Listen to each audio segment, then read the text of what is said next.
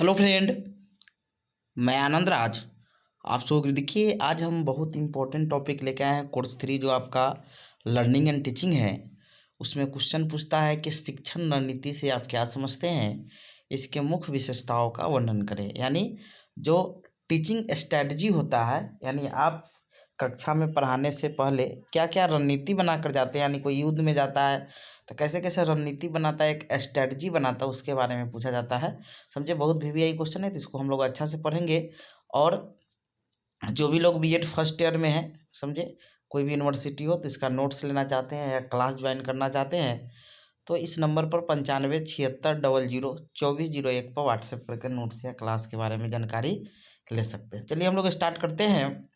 तो ये क्वेश्चन है, शिक्षण रणनीति से आप क्या समझते हैं, इसके मुख्य विशेषताओं का वर्णन करें। यानी what do you understand by the teaching strategy, what are the main characteristic, यानी विशेषता बताना है। देखिए प्रस्तावना में लिखा है, हम जानते हैं कि वर्तमान समय की शिक्षा प्रणाली बाल केंद्रित शिक्षा प्रणाली है, जिसमें हम शिक्षण कराते समय शिक्षण रणनीति बनाकर ही शिक्षण करवाना आवश्यक है। यानी कहने का मतलब क्या हुआ कि बाल केंद्रित शिक्षा प्रणाली है, तो हम बालक के क्षमता, उसकी आवश्यकता को ध्यान में रखकर हमको शिक्षण कराना है। तो जब तक हम एक शिक्षण रणनीति यानी टीचिंग स्ट्रेटजी बनाकर बच्चों को नहीं पढ़ाएंगे, तो बच्चा का हम सर्वांगीण विकास नहीं कर सकते हैं। बच्चा के सर्वांगीण विकास करने के लिए, यानी ओवरऑल डेवलपमेंट करने के लिए, समझे, हम मतलब पढ़ाने से पहले हमको क्या करना है, एक शिक्षण रणनीति तैयार करना होगा। तब हम बच्चों के रुचि आवश्यकता के अनुसार शिक्षण करा सकते हैं। यानी जब हम शिक्षण रणनीति बनाकर क्लास में जाएंगे तो हम बच्चों के, समझे, रुचि आवश्यकता के अनुसार शिक्षण करा सकते हैं। शिक्षण रणनीति का समान अर्थ होता है वे विधियाँ और तकनीक जिसका प्रयोग शिक्षक होगा, जिसका प्रयोग शिक्षक पाठ्यक्रम को पढ़ाने के लिए करता है, जिससे छात्रों में अलग अलग तरह के कौशल का विकास हो। यानी शिक्षण रणनीति का समान अर्थ होता है कि वे विधियाँ और तकनीक जिसका प्रयोग शिक्षक है, समझे, पाठ्यक्रम को पढ़ाने के लिए करता है, जिससे छात्रों में क्या हो कि अलग अलग तरह के क्या हो, कौशल का विकास हो सके, यानी स्किल का विकास हो सके। आगे लिखा है, जब शिक्षक शिक्षण अधिगम प्रक्रिया में शिक्षण रणनीति का प्रयोग करता है, यानी जब टीचर शिक्षण अधिगम प्रक्रिया यानी टीचिंग लर्निंग प्रोसेस में शिक्षण रणनीति का प्रयोग करता है, तो शिक्षण अधिगम प्रक्रिया रोचकपूर्ण और सरल हो जाती है। यानी जब आप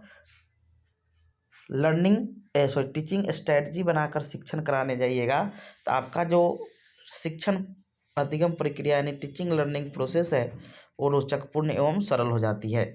शिक्षक शिक्षण रणनीति के माध्यम से विषय वस्तु को एक विशेष ढंग से प्रस्तुत करता है, जिससे छात्र विषय वस्तु को सरलता से सीख जाते हैं। अब शिक्षण रणनीति का अर्थ हम परिभाषा देखते हैं। Meaning and definition of teaching strategy लिखा है, शिक्षण रणनीति का अर्थ है कि शिक्षण अधिगम प्रक्रिया के समय शिक्षक अपने शिक्षण प्रक्रिया को प्रभावशाली बनाने के लिए एक रणनीति बनाता है, और इसी रणनीति के आधार माध्यम से बच्चों में अपेक्षित परिवर्तन कर शिक्षा के उद्देश्यों की प्राप्ति करता है। यानी कहने का मतलब सिंपल है कि शिक्षण नीति का सिंपल अर्थ है कि शिक्षण अधिगम प्रक्रिया के समय शिक्षक अपने शिक्षण प्रक्रिया को प्रभावशाली बनाने के लिए एक रणनीति बनाता है, और इसी रणनीति के माध्यम से बच्चों के व्यवहार में अपेक्षित परिवर्तन कर शिक्षा के उद्देश्यों की प्राप्ति करता है। अब शाब्दिक अर्थों में शिक्षण रणनीति दो शब्दों से मिलकर बना है, शिक्षण प्लस रणनीति। यानी शिक्षण का मतलब होता है छात्रों के वांछित परिवर्तन के लिए शिक्षक द्वारा किया गया कार्य, और रणनीति का मतलब होता है कौशलपूर्ण व्यवस्था, एक व्यवस्था। अब देखिए, शिक्षण रणनीति को हम कहीं कहीं लिखा होगा अनुदेशात्मक रणनीति या निर्देशात्मक रणनीति भी कहते हैं। विभिन्न शिक्षा शास्त्री ने अपने तर्क और चिंतन के आधार पर शिक्षण रणनीति की निम्नलिखित परिभाषा दिए हैं। पहला डेफिनेशन है डेविस के अनुसार कि शिक्षण रणनीतियाँ निर्देश की व्यापक विधियाँ है। यानी शिक्षण रणनीतियाँ जो है निर्देश की क्या है, व्यापक विधियाँ है। समझ गए, यानी व्यापक मतलब उसमें बहुत सारा हम शिक्षण विधियों का प्रयोग करते हैं।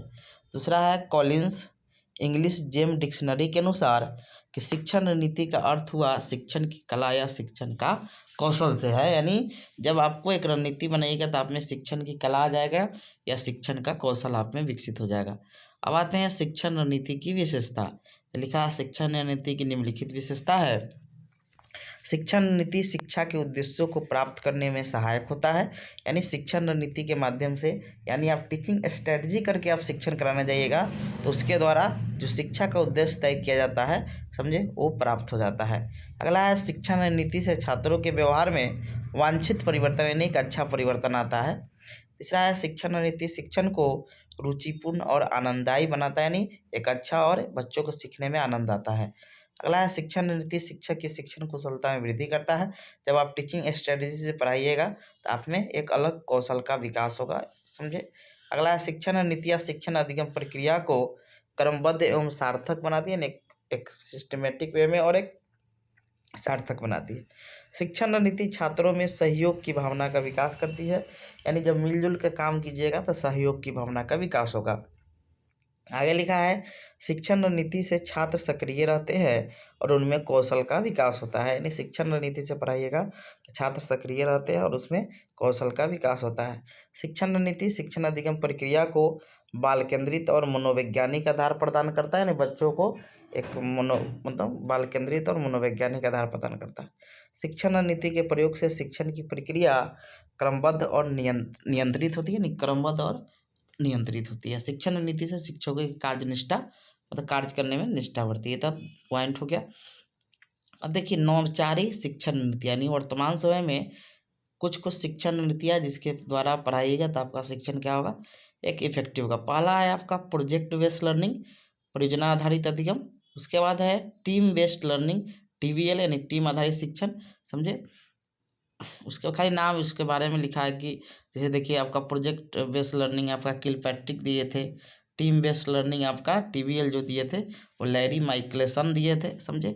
और CC का मतलब यहाँ हो गया कि चाइल्ड सेंटर्ड एजुकेशन। ये सब जितना भी है बाल केंद्रित शिक्षा पर आधारित है, तो ये सब नहीं लिखे, उसको लिखे परियोजना आधारित अधिगम, टीम आधारित शिक्षण, प्रोजेक्ट प्रॉब्लम बेस्ड लर्निंग यानी PBL, समस्या आधारित अधिगम, समझे। उसके बाद है ब्लेंडेड लर्निंग, समझे, यानी मिश्रित शिक्षा, या इसी को हाइब्रिड शिक्षा भी कहते हैं, यानी इसमें औपचारिक और अनौपचारिक दोनों शिक्षा का कॉम्बिनेशन होता है, समझे, लिखा भी है। उसके बाद एक्टिव लर्निंग जिसमें सक्रिय रूप से सीखना, पीर लर्निंग सहपाठी से सीखना, इंक्वायरी बेस्ड लर्निंग पूछताछ अधिगम, फ्लिप्ड लर्निंग या क्लासरूम, समझे, फ्लिप्ड लर्निंग या पलटी अधिगम। पहले इसमें कोई चीज़ को हम बच्चा कहते पहले बताओ तुम, तब हम बताएंगे, तो ये तो समझे। तो ये चीज़ है,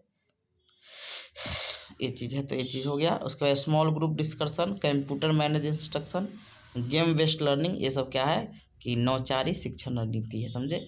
इधर लिखा है कि उपयुक्त विवरण से स्पष्ट होता है कि वर्तमान समय के शिक्षा प्रणाली में शिक्षक को शिक्षण कराते समय शिक्षण रणनीतियों का प्रयोग करना बहुत ज़रूरी है, क्योंकि इससे शिक्षण प्रक्रिया सरल और रुचिपूर्ण हो जाती है। यानी वर्तमान समय की शिक्षा प्रणाली को देखते हुए टीचर में क्या होना चाहिए, टीचिंग स्ट्रेटजी का गुण होना चाहिए, कैसे हमको क्या चीज़ पढ़ाना है, क्या चीज़ नहीं करना है, समझे। तो ये आपका खत्म हो गया। बहुत VVI क्वेश्चन है, शिक्षण रणनीति पूछता है एग्जाम में, समझे। और भी जल्दी जल्दी वीडियो बनाएंगे, नोट्स लेना होगा, समझे। तो आप इस नंबर पर व्हाट्सएप करके नोट्स ले सकते हैं, 9576002401 पर आपको सारे यूनिवर्सिटी का नोट्स मिल जाएगा। इस नंबर पर व्हाट्सएप करके ले सकते हैं। Thank you. तो ये चीज़ था, तो चलिए फिर हम आगे मिलेंगे, जो भी क्वेश्चन होगा। तो ये शिक्षण रणनीति क्या हो गया आपका खत्म, कोर्स 3 का था।